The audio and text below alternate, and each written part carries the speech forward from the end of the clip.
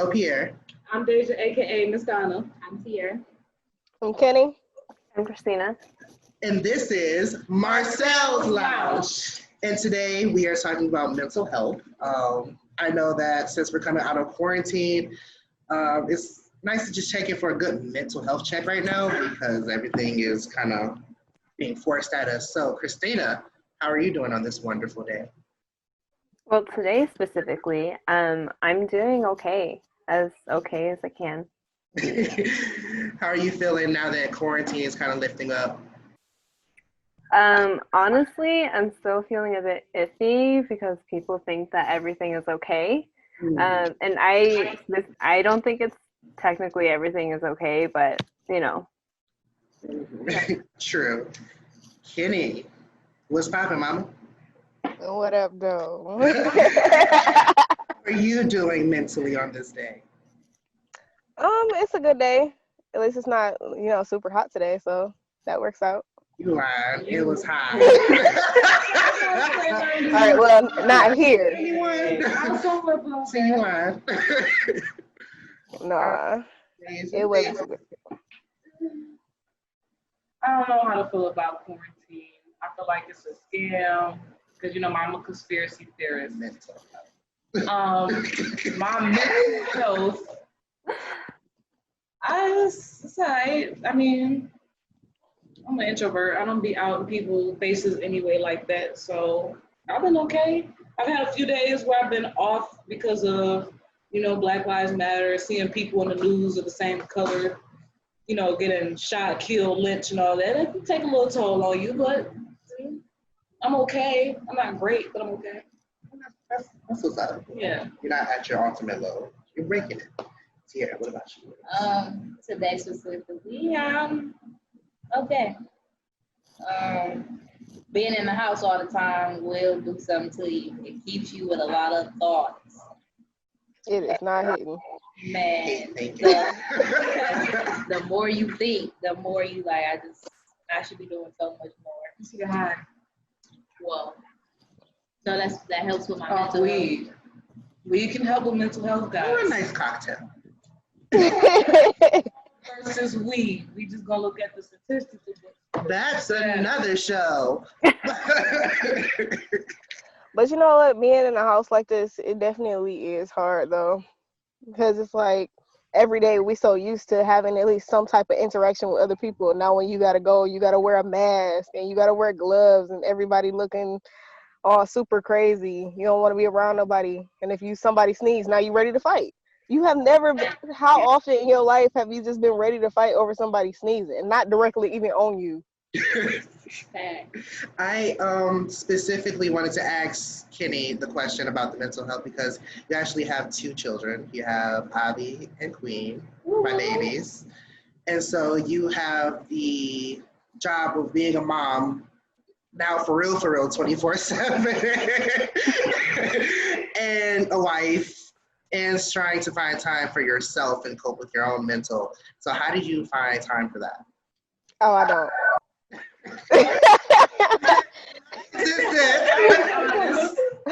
What is time for yourself when you have two kids under 5? Please tell me. But if you find somebody who does have time with two kids under 5, teach me. I need the help. This just in, if anybody has advice for Kenny, shoot her a little message. Slide into the DMs, please. We're hiring nannies. No, she ain't hiring a nanny because my nanny position is filled. I got a standing application. Yeah, he's just not such a good nanny because, he's kind of far right now. But this mommy needs a break. After being in the house this entire time with 2 little kids, this mommy needs a vacation, a break. But then I'm too scared to go outside because the world is terrible right now. So it's like, okay, I want to go outside so bad, but the outside is bad. Mm-hmm. And no, I'm saying like that's the thing. Like since everything is opening back up, everybody think, oh, Corona is gone. Like no, the focus is just on something else. Yeah, they'll be like, oh, here's a second wave. Like now everybody's breathing on everybody. You know what I always thought was like the nastiest thing in the world were gas pumps. Yes. I always thought gas pumps were nasty. Everybody's touching them. And now it's just like, now gas pumps are extra nasty. I'm a person that grabs a little napkin from the window cleaner I have thing. gloves. If you get you some gloves. I don't put my own gas. I haven't been out in like 2 months, so. Right. No, I get the little windows off, the little napkin right there. I go to the same gas station, so yeah, I can't touch the gas pump stuff. And I hate the keypads that's covered in plastic because it's so redundant. That's just like everybody wearing gloves touches the same in the plastic. grocery store. Oh my gosh. Makes When you sense see for that. somebody gloves and they be dirty at the tips, Oh, it's just like, bro, get a new pair. wash your gloves. Get a new At pair. this Or point. wait, yeah. Have y'all ever thought about the fact of, so these people, they're walking around the stores with their mask on and then the gloves, but everything that you touch, all your groceries, is still spreading all these germs from these gloves continually. But And then you take them all in the house. But that's why they say when you take your groceries home to wipe them down.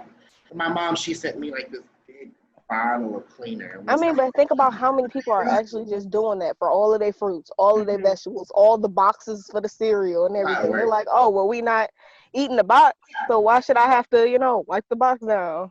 Like, because those gloves you had on when you touched all that stuff, now that you can touch your keys, your phone, your car door, and anything else in your possession. And you're like, oh, I'm not going to walk in my house with these gloves, so let me take them off And now you touch touching my them. keys. See, My it's keys. Now like, you can wash your hands. at this point, we can just call it all doomed because ain't no way around it. All you can do is just keep washing your hands, keep sanitizing, because at the end of the day, you can't win them all. That's the crazy thing. It has to take a whole pandemic to tell you to wash your hands, for you to wash your hands. Right. It took a whole pandemic for motherfuckers to stand back and talk normal. Like, people, They're not allowing your face. yeah, like I don't care. No, there's like this unwritten rule between humans. When we're talking, there's a personal space you're supposed to have. And then those people in the world, you special people that love to just step a little bit too much closer. Y'all having a hard You're having a hard time right now. I'm great. Go back. Give me 6 feet. I have a question for Christina. Yeah. How do you feel with your hair cut off during this time? Because I know it has to be like very liberating just to feel those choppers just go. Yeah, honestly, I think when I cut my hair, it was like kind of shocking for me because my hair hasn't been this short ever. But like tying this back to mental health, I think it's kind of like taking control, of like beauty standards, especially as an Asian woman, because my like Asian family is very they're like beauty standards are like small women with like long hair, and like it was time for me to like cut off my hair and like do whatever I wanted, and it's kind of like a step in taking control of like my own beauty standards of myself, like learning to love myself, and yeah, like I honestly doing it during quarantine, I didn't like get that public attention that I like didn't realize that I would get going out and like especially being a woman and then having really short hair, and then I think it was when Kenny and I took our social distancing walk at the park where I noticed that people were looking at me, and I realized you don't see too many Asian women cut all their hair off, so. Right. Yeah, I and think so that they was were like looking my at her first. because she was so pretty that day. Like Oh my she was God. really, really pretty. Look at her now. So I would look at her too, like, see? I love your hair. Thank you. It's growing back very fast, I can tell. Yeah, it is. But I'm like planning on like trimming the sides and stuff because I don't want to look like I'm growing out a mullet. So Makes sense. So Yeah. speaking of cutting hair during quarantine, and bring it right back to mental health here. I struggle with my mental health on a daily just because I have my ups and my downs. That's my business. But I also have a therapist, and currently we're working on things to kind of keep me balanced and on track with what I want to do so I don't lose focus on what I'm doing. I don't go into that deep depression, or I don't spike super high. What are some things that you guys do to kind of cope? For me, I actually just recently decided to get a dog. What is it with that? Because I got a cat. But what's with that? Like, I know dogs or animals can help with mental health, but everybody has animals. Well, let me tell Children. let me tell you, that just gives me something to do. And now that and she keeps you on a schedule. I know that she wakes up at about 6, 7 o'clock in the morning, meows to wake up to get out the door. So I open up my door early in the morning, and I'm like, okay, that holds me kind of where I'm waking up at the same time she is. Sometimes I go back to sleep, but I know I'm gonna be up within the hour. I know that I gotta check her bowl, I gotta clean her litter, and she's just so sweet. She's a badass, but she's so sweet. And with dogs, they have a different, they're like more loving, cuddly, and stuff like that, and that just really touches your soul. It puts you in a better spot mentally too, because it's not like for me, I got tired of coming home and there was just, I live with myself in a 2-bedroom, so it was just me and my TV. That was the only thing live talking around this motherfucker besides my speaker. So, I would drop stuff on the ground sometimes. I'd be eating whatever case. I'm like, damn, I wish I had a dog, because then I have a little dog. Like, what? When I come in from my working whatever it is, I want to see my little dog be excited to see me. And then little Dash should be excited to see me. And like, as soon as I'm eating something, he's right there. And if I drop it, he's right there. That's just, that made me happy. The very first time I dropped something out of my mouth, and he was just like, I'm there. I'm like, oh my gosh, my dog is finally here. Real life, I'm kind of sad I didn't read that. Well, it was a little different for me. I decided to get a dog because, like you guys know, I already have 2 kids. So I'm actually getting a puppy, so I'm getting a 3rd child. And, okay, sometimes a 4th child. But I'm getting a dog because my kids, they are becoming a lot more independent. But the dog was something that I decided to do because this is something that I wanted, something that I felt like mentally I needed. I'm like, not that I need anything else to do. That's not the case. I don't need another schedule. But just having that interaction, especially because I've never had an animal, it made me feel a lot more at ease. Plus, with everything that's going on in the world, because people are evil, I'm like, a dog, I felt like it was going to protect my family, my little kids. That's somebody for them to grow up with, so they'll have a better appreciation for animals. She ain't got no little. Yeah, no, I didn't get a little dog. I didn't get a Dash. I didn't get a Dash. I got something that, put a fear in people. The fear of God. Yeah, I want. Like, he's not dead, y'all. He's high. Their dog eat hemp treats, okay? They're like kids. Yeah, that's for his mental health too. Y'all give kids melatonin. I ain't trying to hear nothing y'all gotta say. Actually, weed is it's scientifically proven. So, Marcell, Which pattern? I asked you a question tied back to your therapy that you was talking about. Yeah. So, how do you feel about it? Because most Black people think having a therapist is like, oh, that's weak. You don't really see a lot of. Yeah. So, I've actually had a therapist since I was little. I did take a brief break, just because I felt I was okay, but I slowly kind of felt myself spiraling. So I was like, I need somebody else I can talk to. And I think therapists are really good because I talk to her once a week, and I get to basically throw out everything I'm feeling at one person without feeling like she's going to judge me at the end of the day. She probably does, just because I'm crazy. But she's not going to look me in my face and judge me, or I can't see the judgment across her face because she's a trained professional. And I normally I prefer a Black therapist, but my therapist, she's white. And I actually haven't had a lot of complaints with this one, just because I just feel like I gave her the chance to try to connect with me. I didn't block her off. And she did her good. She had Do you feel like it's a disconnect? There is a disconnect because she doesn't go through what I go through on a daily basis, especially as an African American man. But she does try to sympathize and try to put herself in my shoes to understand what I'm talking about. And I can definitely respect that. Okay. I'm not going to therapy. I smoke weed and I meditate and I console with my family and friends. And then outside of that, I have my own outlets as far as smoking weed. This time, you guys. If you haven't been counted. I do hair, so that's a good outlet for me. Like my hair being like this blonde right now, that really helped my mental health. Homegirl was excited. I'm excited. And I got a personal trainer. I may have to see my arm jiggle in a few months. That will not be happening. So that's another thing that's helping my mental health that I do on my own as far as like I hired a personal trainer because I was like, I want to lose 40 pounds. I feel like losing a lot of weight and getting toned up would definitely help with my mental health. That'll help with anybody working out because that's letting off steam. You could think a ton of things over while working out. I suggest anybody works out especially when they're mad or they feel in some type of way. I'm bipolar.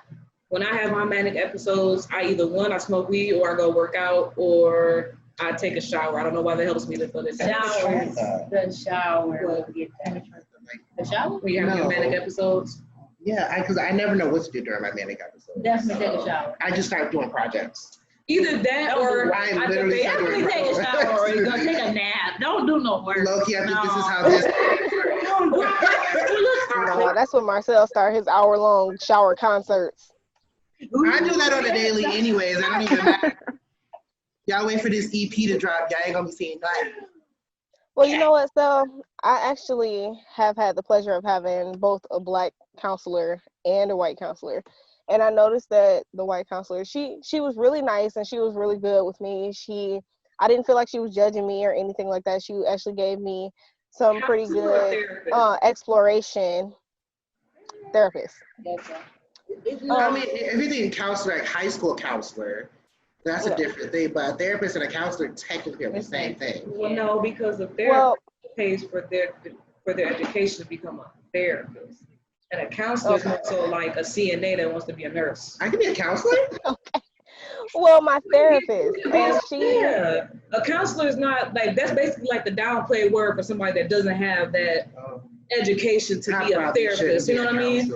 But it's not, it's almost the same thing, but it's not. Okay, well, she was definitely my therapist. Like, she was really good when it came to like helping out with like marriage or children or stuff like that for me. But when it came down to issues with the world and issues with the fact that I am Black and I'm living in a world that's hating Black people right now, it was just. It ain't right now. They just hate people. Yeah, well, period. But she was just not. She wasn't the one. She wasn't the one. She couldn't help on that level. It's just like she could say all day long, well, I can understand that or that, but at the end of the day, it's just like you don't understand. Mm-hmm. It's like you don't understand or you don't feel what I feel when I go out in public or raising little Black children in a world that's always going to be against them in some way, whether they have to fight harder, they have to be 5 times as smart and work even harder than their counterparts, even if they're more qualified. So it's just like I didn't understand it. Yeah, Christina, I have a question because I know you hear us talking about this and like, you know, you're the only Asian on here. So I have a question for like, how do you feel mentally about seeing all of this? Not saying that you speak for every Asian or, you know, that case, but I just want to know, how do you as a person that's not of African-American descent feel about all of this? For me specifically, I think it's really heartbreaking. So like I can't watch the videos or like, I mean, I've seen some, but like right now I can't continually keep like seeing them. But like, I guess from my point of view, especially like coming from a family that's not Black, and having a lot of like anti-Black extended family, that I end up really like not. It's really hard to have conversations with people who are anti-Black, you know, especially in my family when there's like a lot of Asian people who've come to America thinking that like, you know, as long as you follow the rules, everything will be fine. And so that like, ideology in their mind when it comes to Black people. Like, they don't understand that Black people have struggled for like 400 plus years in this like oppressive system. And so for me, it's really like, I feel like it's a layer of seeing like hate crimes on Black people, which is like really heartbreaking for me. But then also like for me specifically having to deal with family members who don't understand that, friends who don't understand that. And like, I feel as an ally who's not white, but like as an ally, I should be able to take that position and being able to try to like educate people and having that conversation, because I don't want people to like rely on Black people for being their like source of education, you know? Like it's not the responsibility of Black people to do that. And so like I try my best to engage conversation because I feel like I have the patience for it, trying to talk through these issues. And that she does. Yeah, and so I try as best as I can. Like, of course, I'm still learning. I don't know everything. Yeah. So like, there's a lot of. Oh, go ahead. I'm sorry. Growing up, were you like around more Black people, or were you like which one?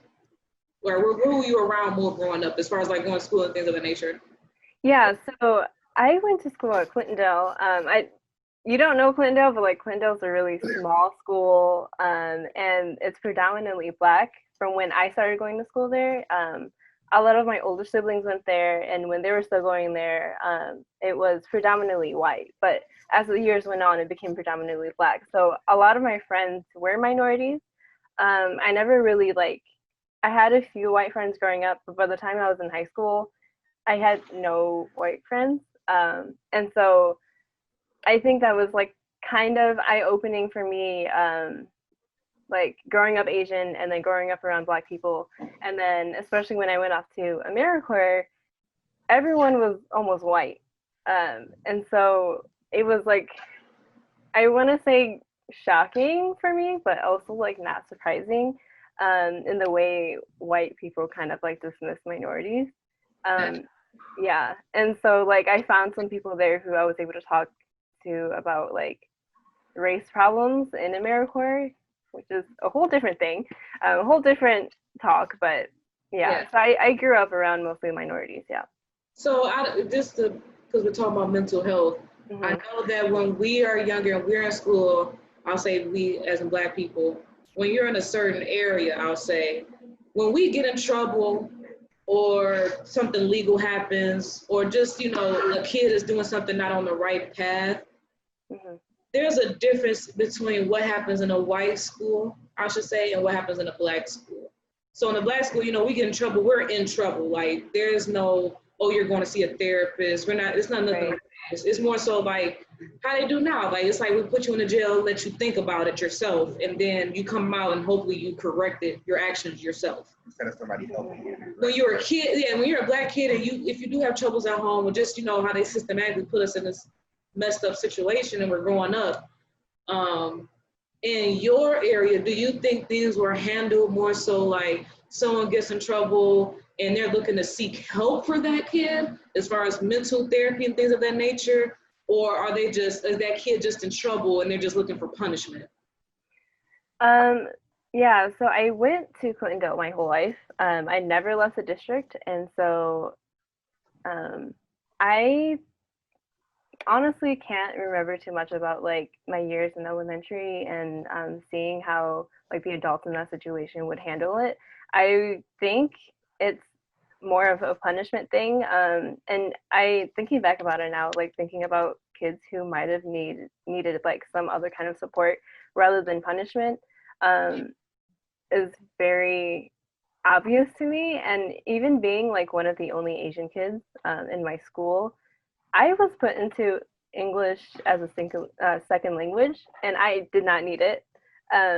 I was born in Detroit. I grew up in Detroit. I spoke English from I mostly spoke Hmong in my household until I went to school, and I has been speaking English for my whole life. And so I don't know why I was put into ESL. Oh, yeah. So Hmong is like a minority Asian group, and we come from Asia, but like we don't come from like a specific country. I'm sorry, Christine. That's okay. What the fuck is Hmong? I've heard Chinese, It's Korean. There's so many different There are a lot. types of Asian. Excuse my ignorance, 'cause I know people gonna see this. I ain't never heard of goddamn Hmong. Yeah, no. Because is it H-Che? He's Burmese, right? Yeah, he is. Can you speak a little Hmong? Like, hi, how you doing? I can, but I honestly don't speak it very much. I can say like Yao Zhong, which means hello. Young Sean. Yeah, Yao Zhong, yeah. I'm gonna learn how to speak that. Okay. But yeah.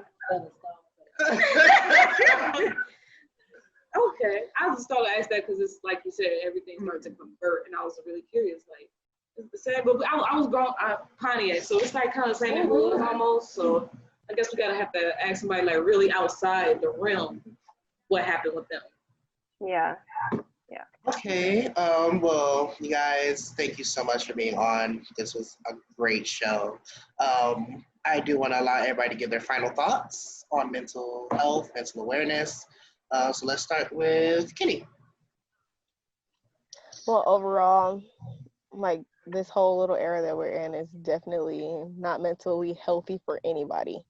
Everybody is struggling, taking their own little battles every day, whether it's with race or just being locked up and cooped up in your house, being afraid of the outside world. But we all got to come together at some point.